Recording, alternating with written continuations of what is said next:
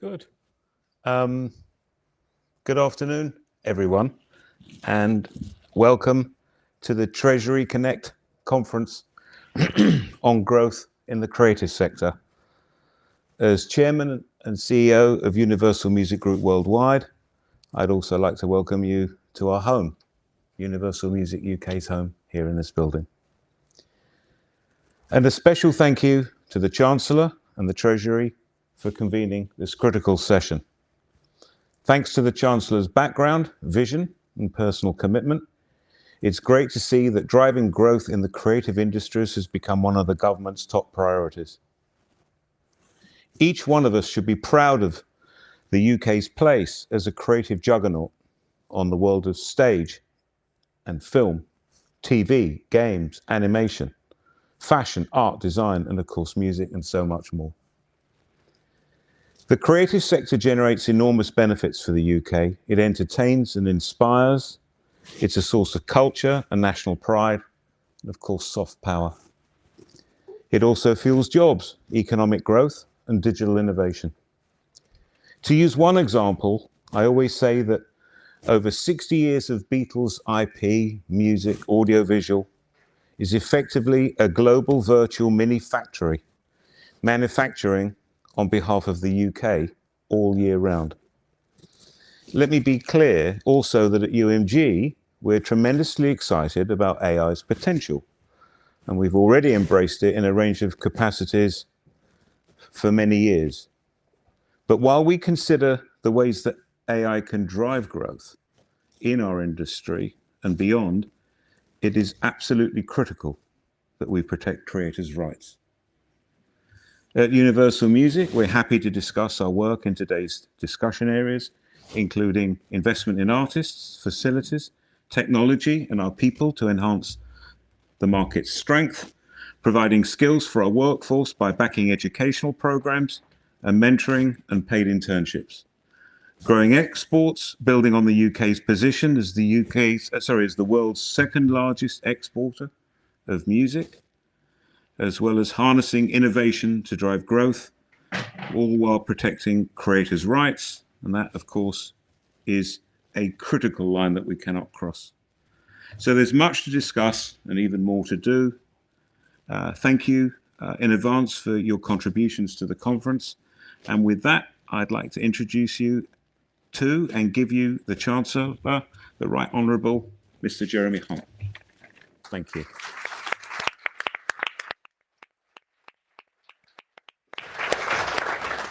Thank you very much indeed, Lucian.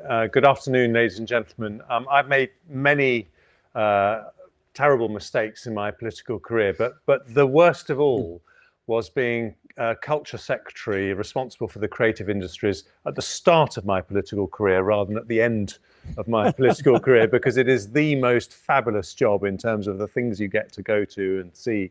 And when it's your very first job in the cabinet and you're peachy keen to get on, you perhaps don't appreciate what an incredible privilege it is. But I had 2.5 years where I was able to see just how extraordinary British creativity is. I remember in the London 2012 festival, travelling all the way to the grounds of Stirling Castle in Scotland in the pouring rain, seeing this incredible concert by Gustavo Dudamel, and it was just amazing. And that was an amazing showcase of our creativity that year.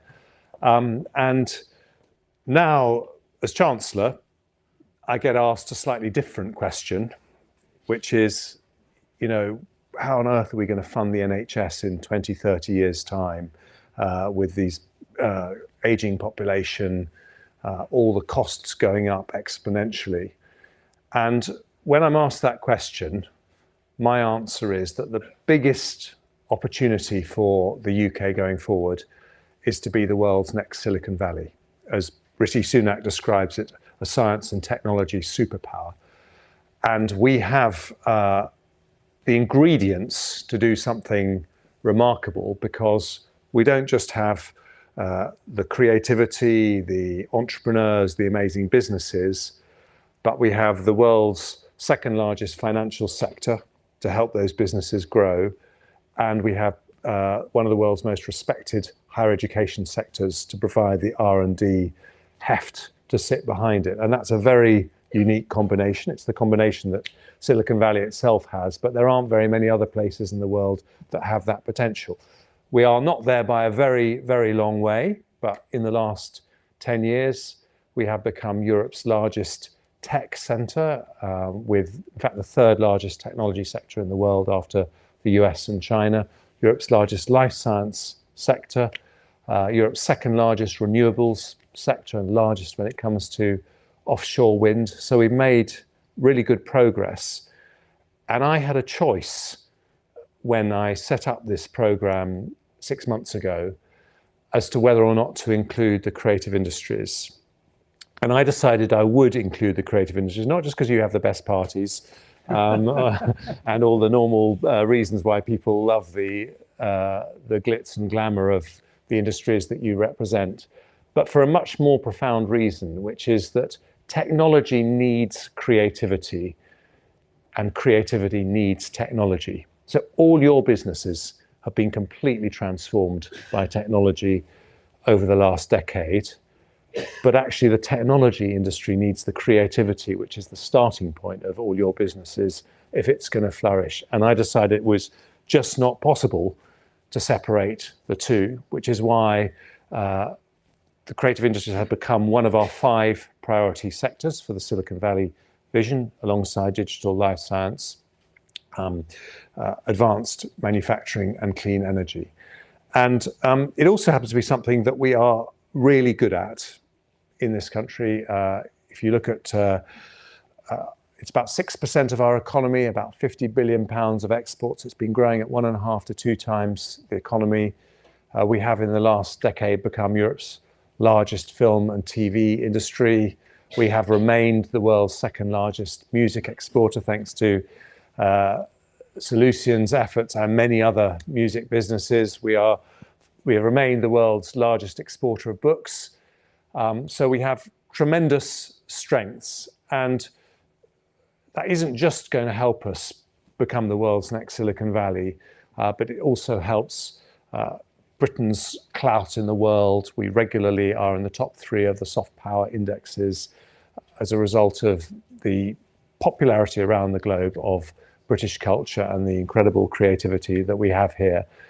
And I think that's important for a different reason, which is that if you look around the world now, there is a big struggle developing between autocratic visions and the visions of free and open societies. And whilst I and none of you would ever want the creative industries to be overtly carrying a political message, the truth is you are a fantastic advertisement for free and open societies.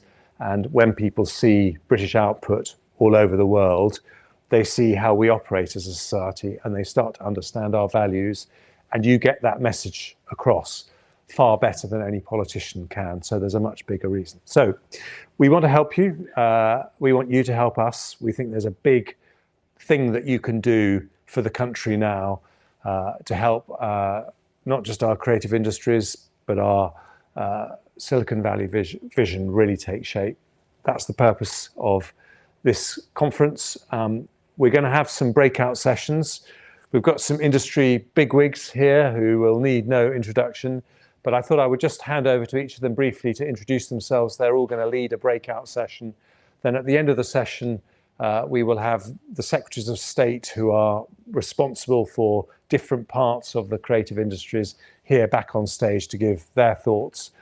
They've been detained in Parliament for some important voting duties, which I was excused, but they are now looking forward to coming here. Let me just, first of all, hand over to Sir Peter Bazalgette, who will need absolutely no introductions, from the Creative Industries Council. For your thoughts, Baz. Thanks very much, Jeremy. My thanks also to Lucian and David for hosting us here today. We're really delighted to be here. And also, Jeremy, my thanks to you and your colleagues at Number 11 for not only making the creative industries a priority sector for growth, but for organising this event and wanting to pursue policy ideas with us. Our job now is to live up to that challenge that I think you're issuing us with. I'm chairing the innovation section today, with Chloe Smith when she arrives, the newly appointed minister. And a lot of what we talk about in the different sections today will be about economic growth. But let's just remind ourselves, and you've already made this point, Jeremy, that our sector and all the products and services of our sector are in effect the national conversation. We are Britain's culture, whether we're consuming it at home or exporting it abroad. And let's never forget, therefore, that when we talk about economic growth, and nothing could be more important, we always remind ourselves first that we are incredibly important because of what we represent in terms of our values and the nation's culture. So in the innovation sector, I hope we'll be you talk about creativity needs technology, technology needs creativity, and we like to use the phrase Createch, Chancellor, as you know. So that's a massive opportunity for us now, the Createch opportunity.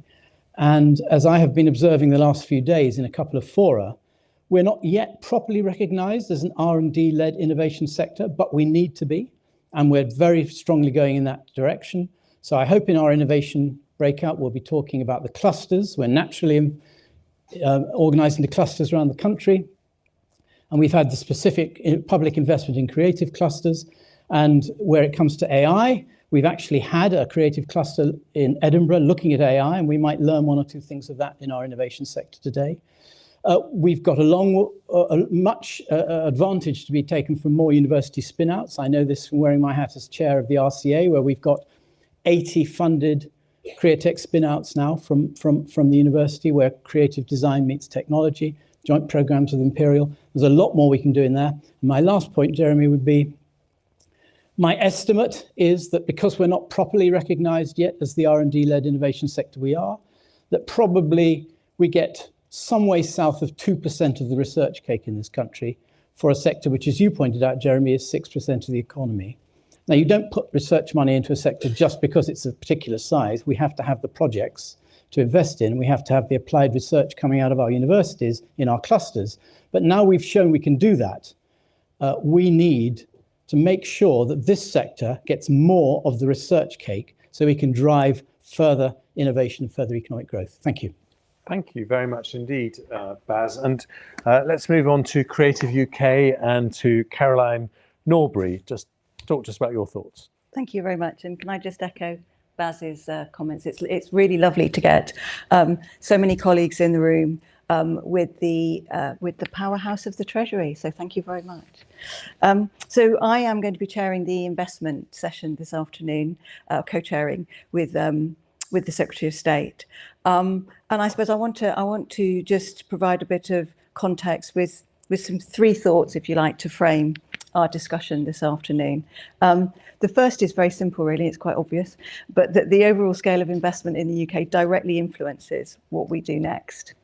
And I think that we have a whole range of really, really useful and sometimes really quite sort of creative approaches from government to help incentivise and drive investment in our sector, but in the UK generally. So everything from the R&D tax credits, through to the different creative industries, tax reliefs, through to the recently announced investment zones, the levelling up funds, the shared prosperity funds, and so on. But I'm not sure that they always work that well together when it comes to the creative industry sector, because our sector is 95% SMEs. It's atomised, it's really, really difficult to get all of those people in a room and get them all sort of pulling in the right direction, which is sort of one of the things that we try and do at Creative UK. But anyway, so I think that one of the questions I hope that we might explore is, how do we work better at getting all of those things aligned?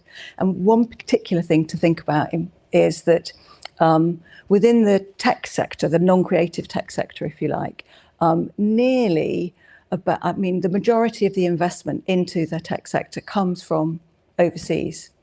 But if you look at the create tech sector in the UK, 64% of it comes from our own domestic investors. Now, if we could change that, if we were to mirror what happens in the overall tech sector, we would bring in an additional £1 billion a year into our economy, which I think is a prize worth thinking about. The second point to land is that that across the creative economy, regional support is really quite hard to access. And although my session is going to be about investment, we all know it's not just about money. It's about all the other things that you wrap around to help businesses grow and to scale. Again, we have a cacophony of different initiatives. How do we work together to make sure that they're more aligned and more impactful? And then finally, it's great to see the Treasury leading this, but we also have all sorts of other mechanisms in the devolved nations. We have the combined authority mayors, etc., etc. What they do is incredibly central to what happens in Westminster as well. So I suppose the theme of my conversation, which is going to be about investment and it's also going to be about levelling up, is all around how do we align these things together so that we actually get more money to support the little guys who are the bread and butter of not just of our creative economy, but they're also the supply chain to all of the big guys like you here in the room. Thank you very much indeed. And fashion, of course, is an absolutely incredibly dynamic British success story. So Caroline Rush from the British Fashion Council. Thank you very much. Well, thank you for hosting this today. I think support from Treasury is definitely welcomed, and I don't think we've ever had such a great response to an invite to come to an event like this. On behalf of the British Fashion Council, but also as chair of the Creative Industries Trade and Investment Board, there's an incredible opportunity in exports, and that's a session that I'm going to be helping steer today. Exports is really a driver for so many businesses. It is incredibly important, I know, to fashion businesses, but of course, really to the growth of our economy. And as we have exited the EU, is that they were for many, the largest trading partner that has thrown up a few challenges along the way, some of which we can resolve and some of which, quite frankly, we're just having to deal with. So the ones that we can resolve, trying to sort of look at the positive opportunity, what green shoots are we seeing, how can we maybe learn from some of the elements that are unlocking in some countries and use the power of Her Majesty's government to really help unlock opportunities in others. And of course, how can we help more businesses, to Caroline's point, across the UK? You know, we've got incredible SME creators from all over the UK. How can we really help support them to export and to know that it's possible and to feel confident in doing that? And collectively, as the creative industries, you know, as well as looking at the challenges and how we tackle those, how do we look at opportunities? How do we really leverage that soft power internationally and really look at using the platforms that all of us have to really think about shouting about the creative industries as a fantastic superpower for the UK? Thank you very much, Caroline. And finally, we have Stephen Page from Faber and Faber. Thank you, Jeremy, and thanks for having us today. I chair the workforce side of the Creative Industries Council, and we've been for a long time in a good conversation about how we develop the skills and education system that will support the growth that we're hearing about. You know, and that growth has the aim of putting 1 million jobs on by 2030. But to meet that, we have to have a skilled and productive workforce that comes from across all parts of our country and represents all parts of our society. So today, I think in that conversation, we're going to be very keen to talk firstly about a sort of golden thread that runs through the education system. And you know, you named it earlier, Chancellor, with the relationship between creativity and STEM skills.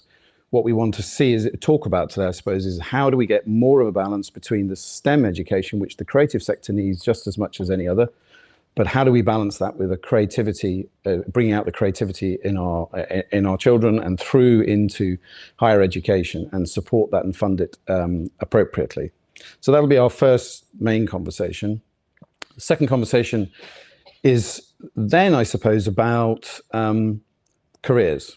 You know, and I think one of the challenges we face as a sector is that we're not very well understood by the careers advice within education, particularly in the state sector.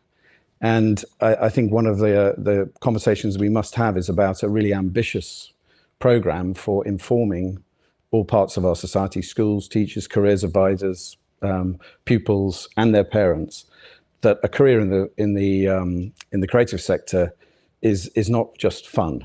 You know, It's a proper, stable, excellent career, many different professions that people can pursue.